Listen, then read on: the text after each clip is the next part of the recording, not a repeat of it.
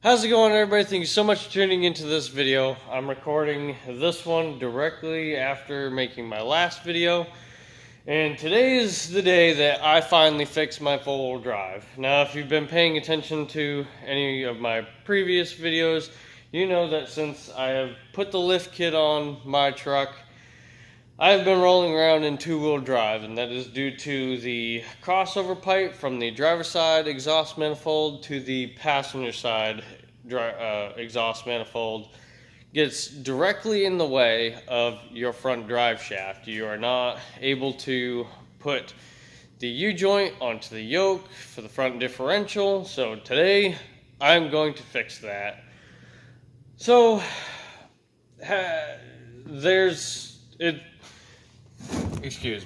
there isn't a whole lot of, what is offered as far as like direct bolt-on crossover pipes to accommodate for the 6-inch rough country lift on a 6.5. So you have your old stock shitty crossover pipe, and by now, if you haven't replaced them, your donut gaskets have gone bad. This is a factory 2-inch crossover pipe, and of course my donut gaskets are shot. They're all deteriorated. So KBDiesel came out with a new crossover pipe, and luckily this is my first unboxing video, so that's handy. This is KBDiesels 2.5-inch crossover pipe. Very nice one-piece unit. The bigger diameter helps with flow over to the turbo. It increases the flow, and in doing so, you lower your EGTs because it's easier for the exhaust pressure to get over to the turbo. It's not constricted by a smaller diameter crossover pipe. Unfortunately, it's the exact same length as far as how tall it is, and it will still get in the way of that front drive shaft. I don't know of any company that makes a longer one or one that would accommodate for the drive shaft, so it is up to the owners of these vehicles to do so themselves. Yeah, it's the exact same length. This kit does come with new hardware and the donut gaskets. These donut gaskets, I mean, they just wear out over time. The material deteriorates, and you can see that's my old donut gasket, and these are the new donut gaskets. All this material is still nice, and instead of studs, they have you remove those studs and you install new bolts. They can kind of be a pain in the butt. You may have to heat each one of the studs in order to do so, but the bolts are definitely a nice touch to the kit. So let's get to changing or modifying that crossover pipe. You're going to want a 2.5-inch piece of just steel. Especially if you are able to weld, you're going to want to do this. If at all possible, you could get a pipe expander. I don't have one. I'm just going to butt weld it. You can also get flex pipe. I particularly don't recommend flex pipe just because it can leak and you won't get the pressure from the driver's side manifold over to the passenger side manifold as efficiently, and any amount of pressure loss is turbo loss, a turbo power loss. So let's get to modifying this. So as far as removing the crossover pipe and the at least one stud to remove said crossover pipe, we're going to go under the truck.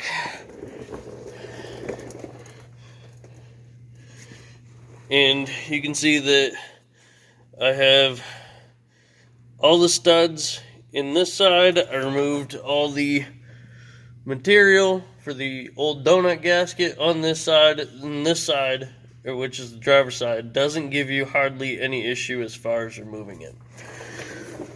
On the passenger side, however, this is the problem side. So you have to remove at least that stud.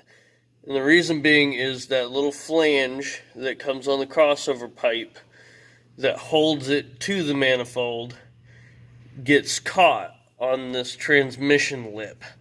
I don't recommend modifying this little lip in any sort of way. I know it's just it's a piece of your transmission, so don't try to modify that at all. Try to get that stud out. And to remove that stud, what you want to do is, this is the stud that was in there. This side, where my middle finger is, was in that manifold.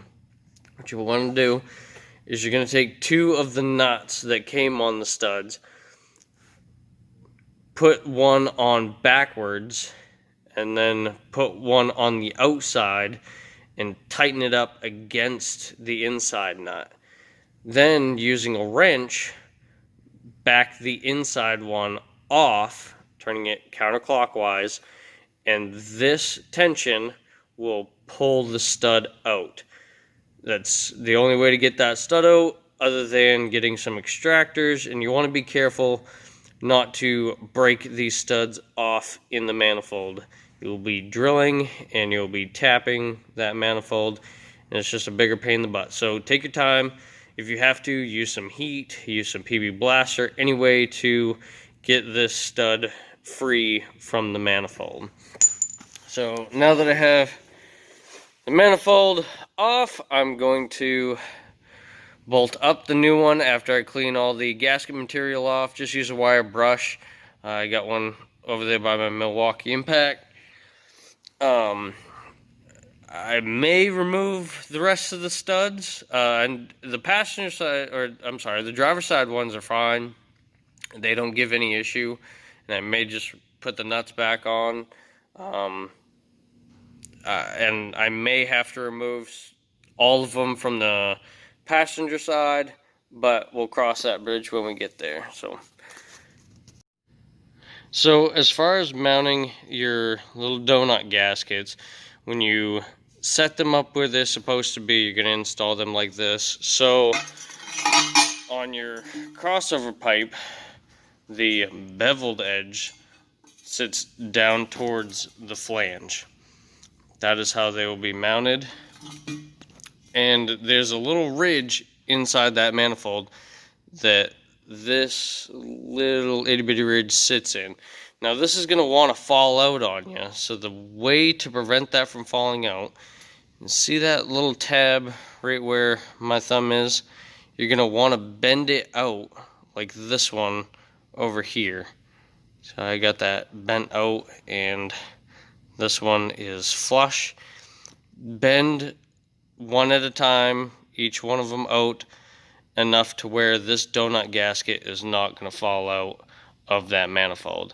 I'll ensure that this donut gasket is in place where it needs to be, and you don't have to fool around with it.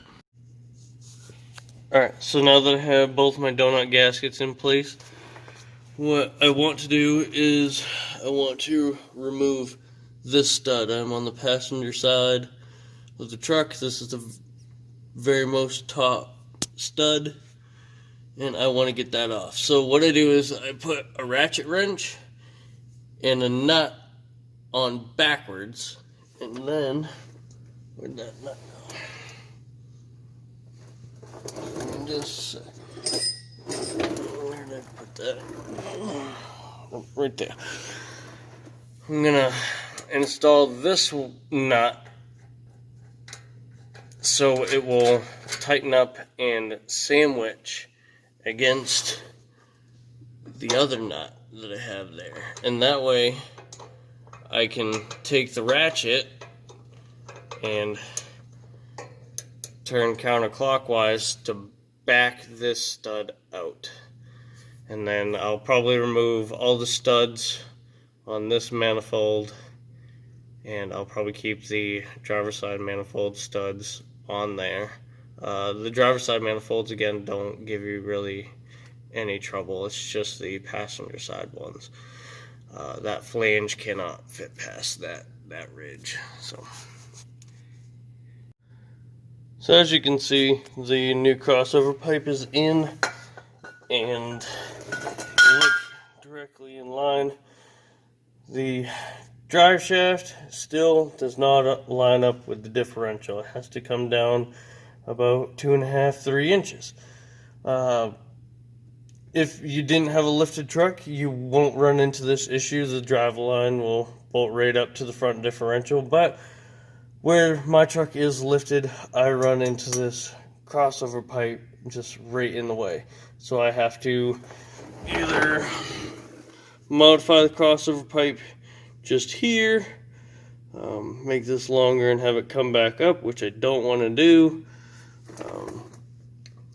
I believe I'm going to make a cut here and a cut here, move it down out of the way, and that'll be enough room where I can bolt up my drive line. So here we go.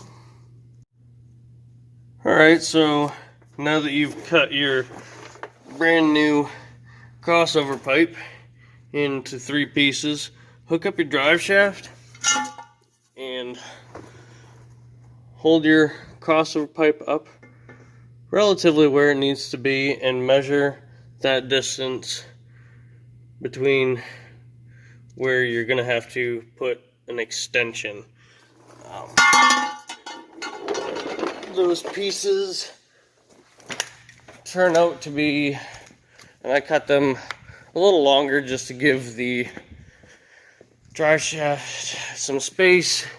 They turned out to be 3.5 inches rough. So what you're gonna do is, after cutting these, you're gonna clean them up, of course, and then you'll disconnect your battery cables.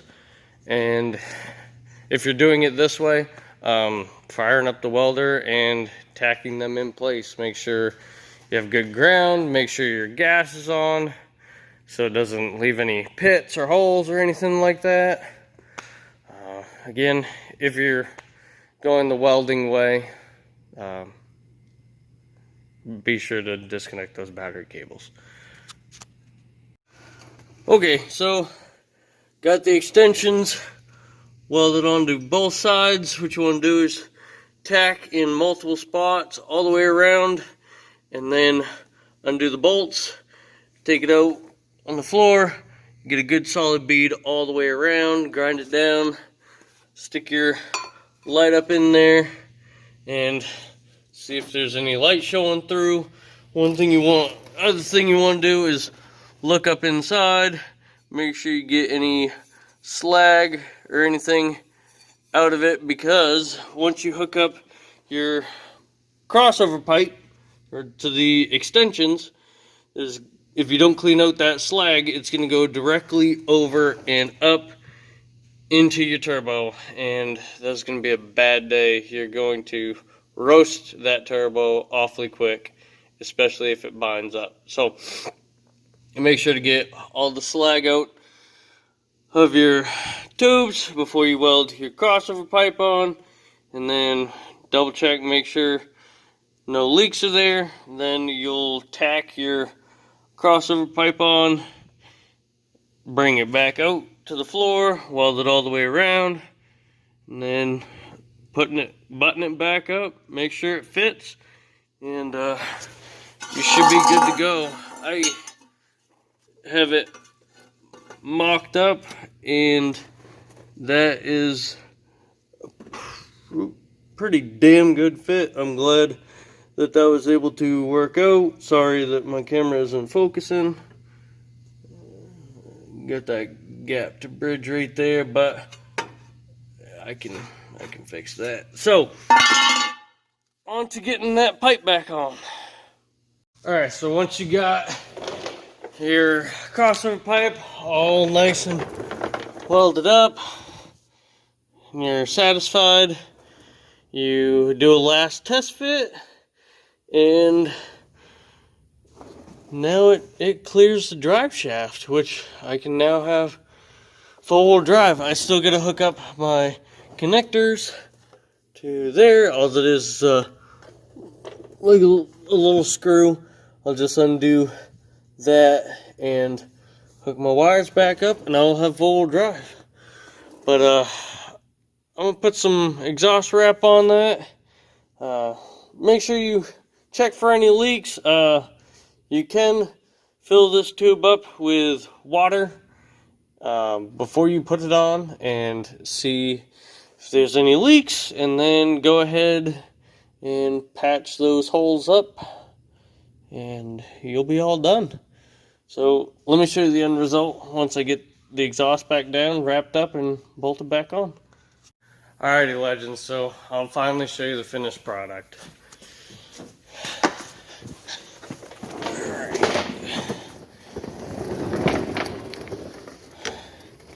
See, I left the studs on the driver's side. There was nothing wrong with them, nothing wrong with the nuts. I'm looking to go home here in just a minute, and I didn't want to waste too much time trying to pull those studs out, but yeah, I got it all wrapped up. Passenger side, I used the top one and the, alright, you can't, let's see, there we go. So I used the top outside and the bottom one. I put the new bolts and removed the studs, and I kept the stud in the very most inside one. And then I just pulled the wires out of the clip, hooked them up, run up along the passenger side of the motor, and now I have clearance for my front drive shaft. And the best part about GM front ends is that where they're independent front suspension, of course the front differential doesn't move, and the A-arms take all of the movement out of it. The CV axles, they compensate for that movement, but the front differential itself does not move. So I don't ever have to worry about that drive shaft, you know, coming down and smacking the crossover pipe or anything like that. But I really hope this was able to help you guys out. You know, I know I've kind of been putting this video off, but I was waiting on the parts to come in. But I'm glad I got it done for you guys. So thank you all so much for watching. Any questions, comments, concerns, please leave them in the comments below, or get a hold of me. I'll leave the links below to my Facebook, Instagram. Check out IDI Legends on Instagram. Go by our website, see if there's anything of interest to you, and I will catch you all in the next one. Thank you, Legends.